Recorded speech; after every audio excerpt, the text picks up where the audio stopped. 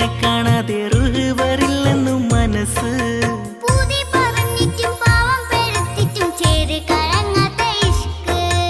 അകമിലും അറിവിലും മദ്ഹൊഴുകുമ്പോൾ അർശിനെ തേടിയും തിരഞ്ഞിറങ്ങുന്നു. കൊതിച്ചു കൊതിച്ചു മുത്തിന്റെ ഇഷ്ടം തിരഞ്ഞിറങ്ങുന്നു, വേദ പറയുന്നു. മുത്ത് റസൂലിന്റെ ചാരത്തു ചെന്നിട്ട് സലാമൊന്ന് ചൊല്ലിടണം. മുത്ത് ഹബീബിന്റെ സവിധത്തിൽ വന്നിട്ട് സങ്കടമെണ്ണി പറഞ്ഞിടണം. എൻ സങ്കടമെല്ലാം പറഞ്ഞിടണം.